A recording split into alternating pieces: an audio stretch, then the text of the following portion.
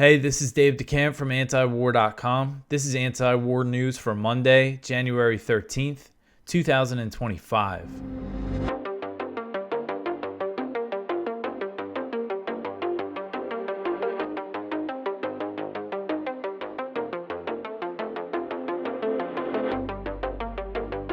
All right, the first story at the top of antiwar.com today: Israel will not commit to a permanent Gaza ceasefire.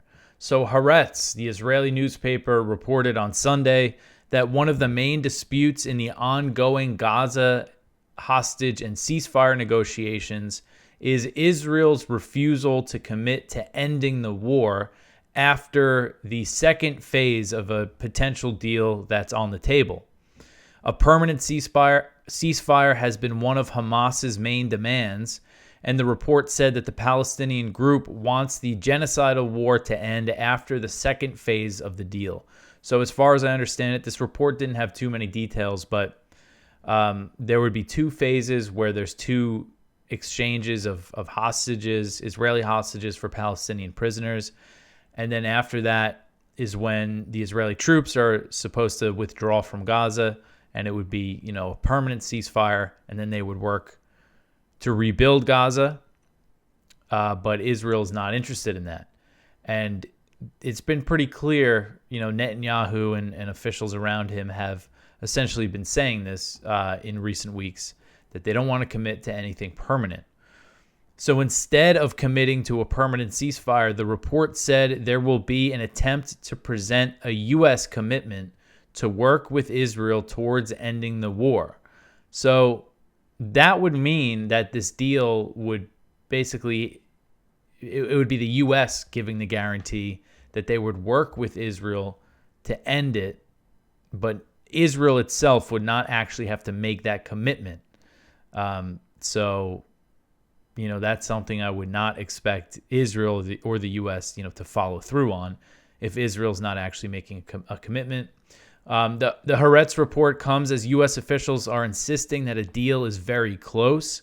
Hamas officials have also told the media that negotiations have been moving in a positive direction and that they were waiting for Israeli officials that Netanyahu sent to Qatar to discuss these negotiations, to be involved in the negotiations.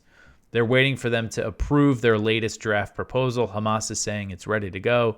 It's all on Israel now. And we've seen this before. We've seen Hamas say before, a deal's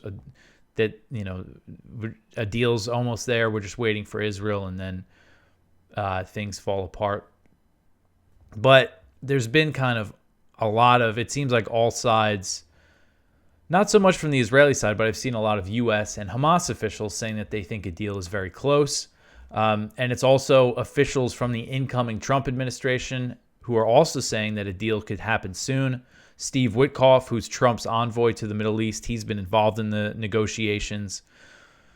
But I am pretty pessimistic about the prospects here, because if you've been listening to this show or reading antiwar.com for the past year and a half, I mean, how many times have we seen them say, a deal is really close, we're getting there.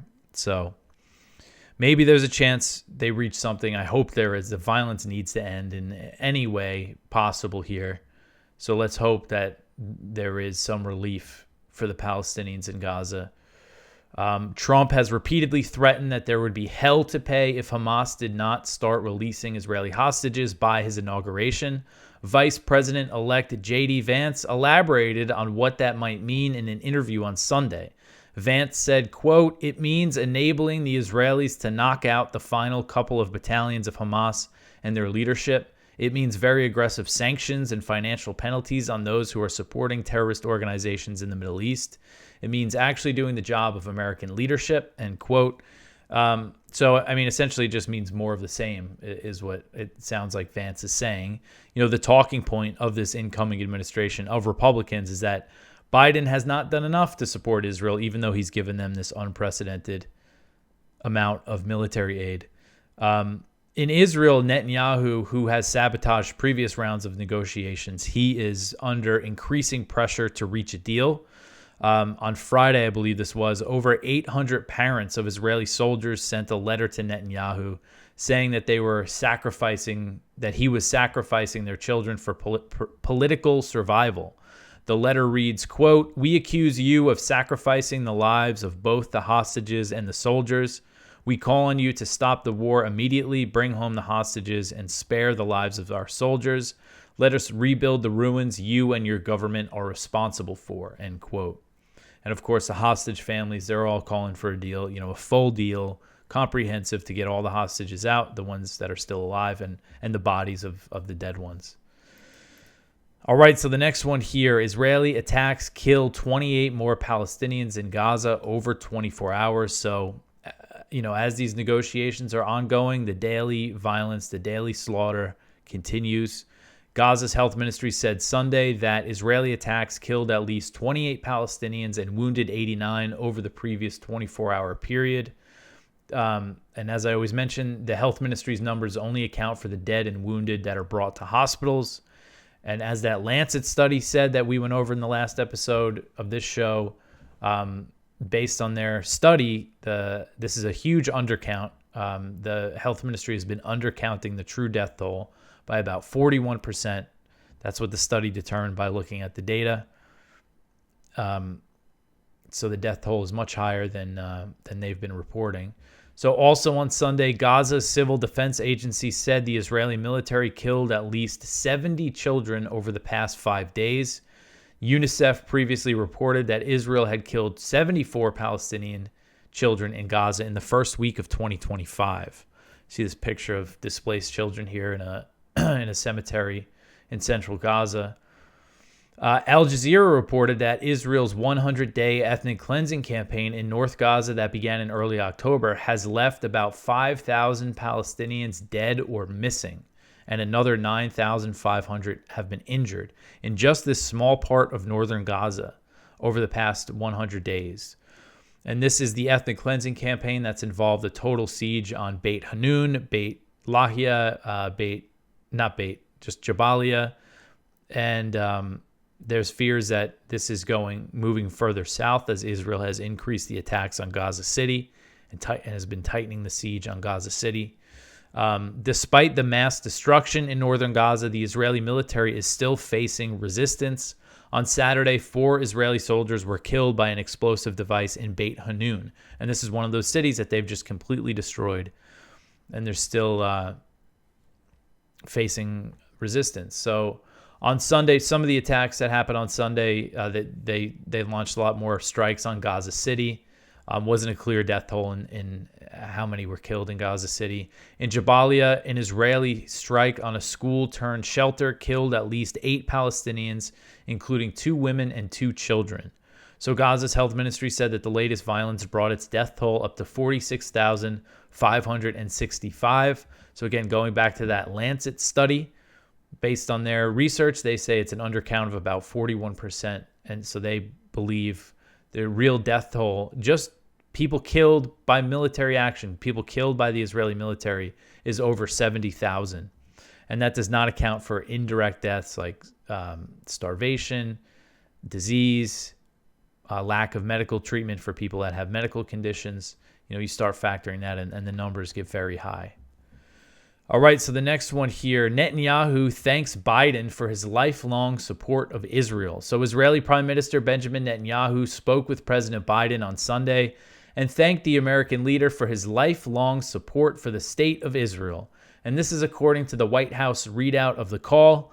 The White House said, quote, "The Prime Minister thanked the President for his lifelong support of Israel and for the extraordinary support from the United States for Israel's security and national defense," end quote. So maybe this is one of their last, or this could be their last phone call. This happened just 8 days before Trump's inauguration.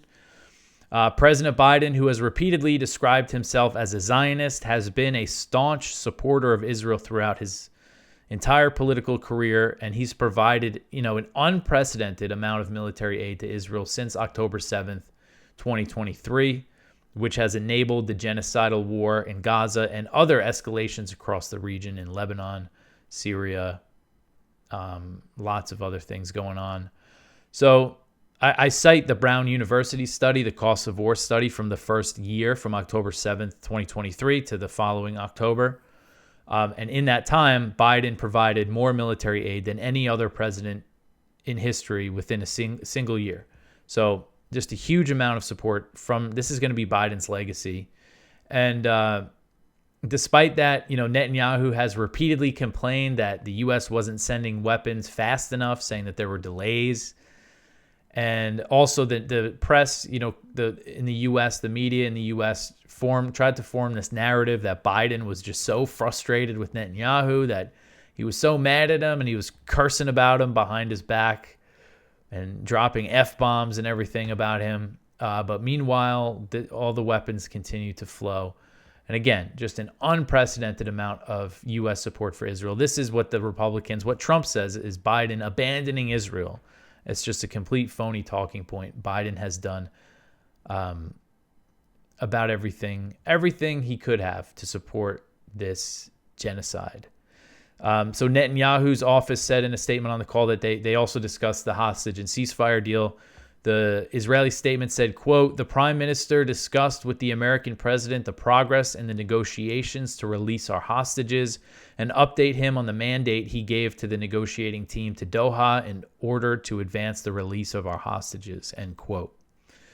All right, so the next one here, CIA chief says there's no evidence that Iran seeks a nuke. So outgoing CIA Director William Burns reiterated in an interview with NPR published on Friday that the U.S. has not seen any sign that Iran has decided to build a nuclear weapon. Burns was asked if the losses Iran and its allies have faced in recent months would make it more likely that Tehran would make a nuclear bomb. He said there was no indication that Tehran would reverse a public fatwa made by Iranian Supreme Leader Ayatollah Ali Khamenei in 2003 that prohibited the development of weapons of mass destruction. Burns said, quote, "We do not see any sign today that any decision has been made, but we obviously watch it intently. You know that the sense of weakness could also theoretically create a possibility for serious negotiations too," end quote. So Burns made similar comments in October and said at the time that if Iran did decide to make a bomb, U.S. intelligence would pick that up, saying that they would likely be able to see it relatively early on, that they've decided to make that step. And these comments from Burns, they come amid all these reports that we've seen about both the Biden administration and the incoming Trump administration are considering military action against Iran's nuclear program, whether that's supporting an Israeli attack or the U.S. launching a direct attack. Biden was briefed about options for the U.S. to bomb Iranian nuclear facilities.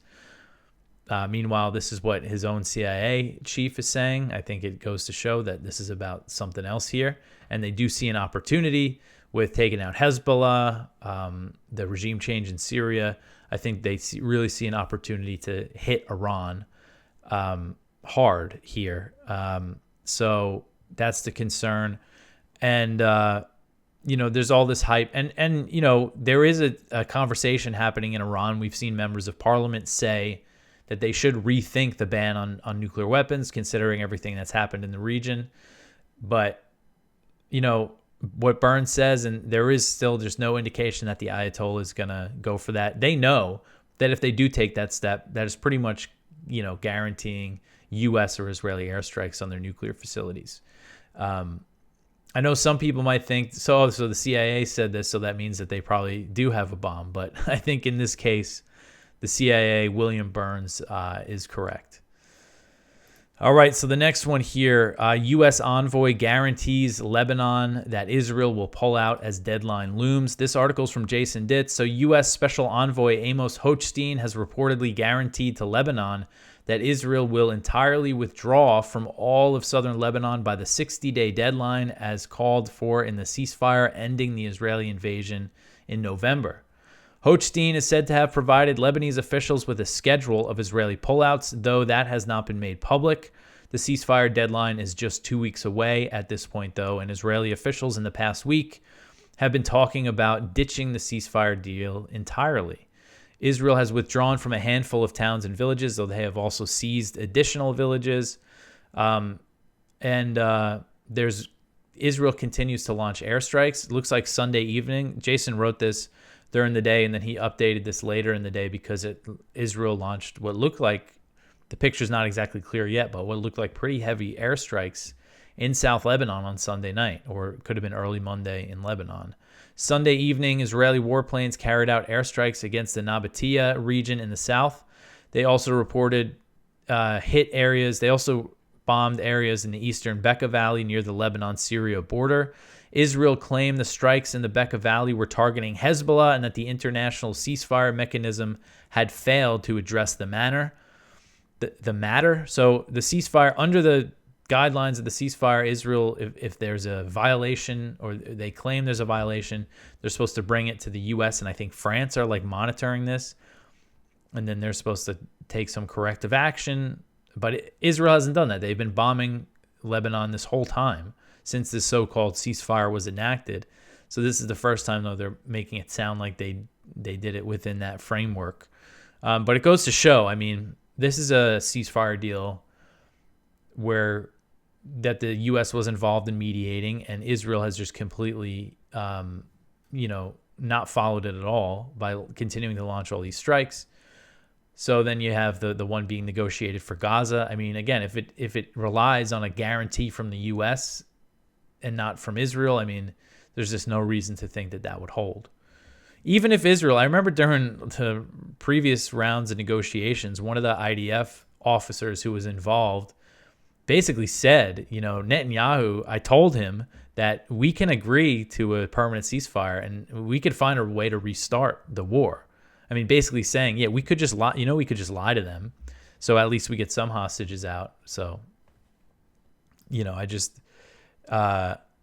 it's not like you can really take Israel's word for it anyway. But, it did show, November 2023, there was a hostage and ceasefire deal between Israel and Hamas, and it lasted a whole week. It was initially just going to be 3 days with days to extend up to a week. And it did last. Both sides stuck to it. So, again, let's just hope that there is some kind of deal and the violence ends. All right, so the next one here. Turkey rules out French presence on Syrian border. This is another one from Jason. So heavy fighting continues to rage in northern Syria's Aleppo governorate as Turkish-backed Syrian National Army forces attack Kurdish SDF forces. So the most intense fighting is still around this dam, the Tishreen Dam in northern Syria. And basically, dozens more have been killed between Friday and Saturday. At least 23 SNA fighters and 3 SDF fighters were killed. So still very heavy fighting. And so Turkey kind of floated the idea, Turkey didn't float it. The SDF, the Kurds, floated the idea of deploying U.S. and French troops on the Turkish border, kind of as a buffer zone between the Kurds and the Turks. And apparently Turkey has reacted to it and saying that they don't want France to be involved. They said that they don't take small countries like France seriously and sees them bringing no real benefit to the region. So Turkey insulting France and saying they don't want them to be involved. They didn't say anything about the U.S., being involved there. And there are 2,000 U.S. troops deployed in east and northeast Syria. So, and again, we've been talking about it a lot, but just to reiterate, the SDF is backed by the U.S. and they're fighting the SNA, which is backed by Turkey. The whole thing's just a mess. All right, so the next one here, Israel plans long-term occupation of new zone inside Syria. This is another one from Jason. He wrote this on Friday, but I think it's important. Though Israel was very supportive of the HTS regime change in Syria last month, Tel Aviv is now using that regime change as a pretext for open-ended occupation of more Syrian territory above and beyond the occupied Golan Heights. New reports citing unnamed senior Israeli officials express shock at Western nations embracing the Islamist leaders of post-Assad Syria and accuse them of turning a blind eye to hypothetical future risks Syria could pose. According to these officials, Israel's plan is to create an occupied control zone inside Syria, stretching out 15 kilometers from the already occupied Golan Heights. This, they say, would prevent any future rocket fire against the heights, and it would also give Israel some new territory. And it is something, Israel, Netanyahu himself credited Israel with helping the regime change. So they help HTS, take over, and now they turn around and say, I can't believe the West is embracing these guys. And it is pretty, crazy at the same time, of course, because of who HTS is. But just Israel's whole thing here, supporting the regime change, and then, as Jason says, using the regime change as a pretext to take more territory inside Syria. So they definitely have their mind on a long-term occupation here. All right, so the next one here, HTS-led Syrian security forces step up sectarian killings. So this article is from The Cradle. Militants affiliated with the new Syrian government led by Hayat Tahrir al-Sham are kidnapping and murdering members of Syria's Alawite community based on their religious identity in various parts of Syria.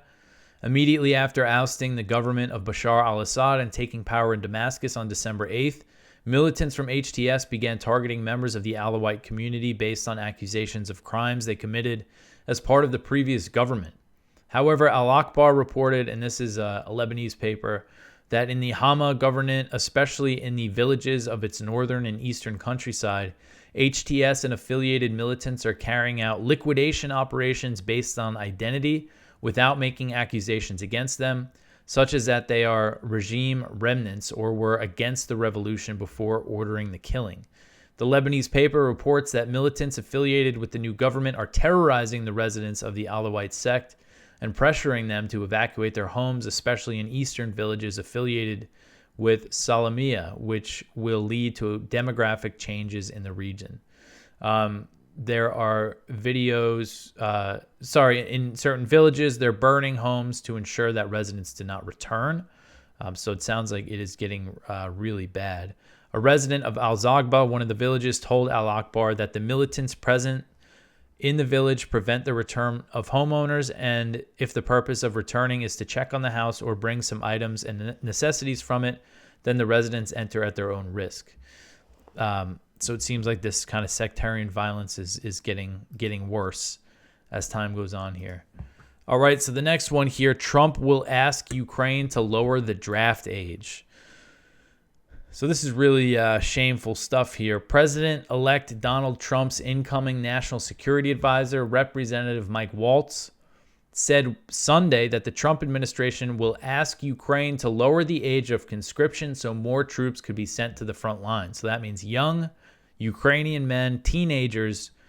That's what the Trump administration is going to ask Ukraine to do, according to Waltz, is to send teenagers to the front.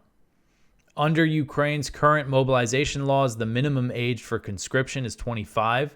The Biden administration has been calling for Ukraine to lower it to 18, and Waltz made clear that the next administration will do the same thing. He said in an interview with ABC News, quote, "The other thing we are going to need to see is really stabilizing things on the battlefield. And one of the things we'll be asking of the Ukrainians is they have real manpower issues. Their draft age right now is 26 years old. It's 25. He was wrong about that. It's 25 years old, not 18. I don't think a lot of people realize that they could generate hundreds of thousands of new soldiers.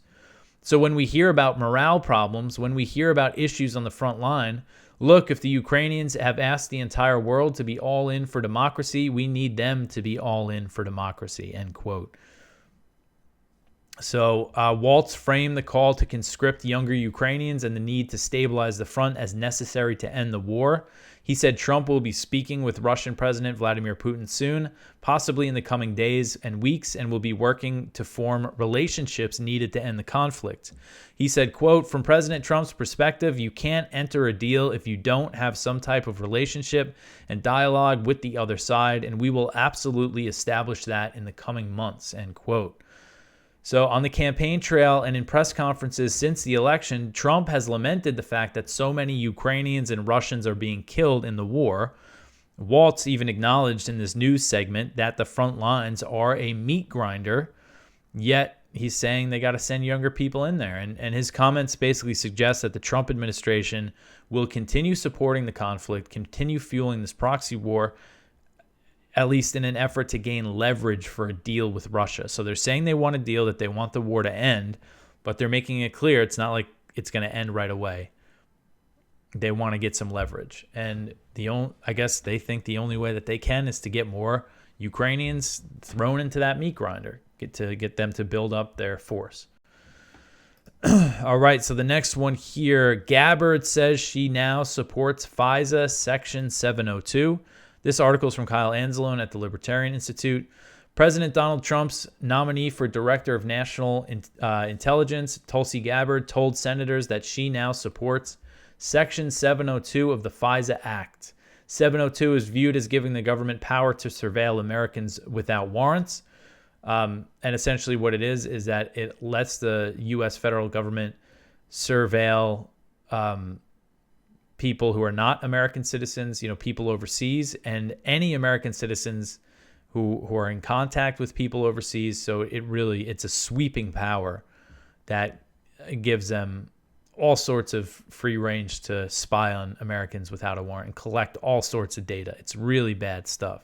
And Tulsi, when she was in the House, she actually wrote up a bill to end this mass surveillance program. So she said this during her confirmation hearing.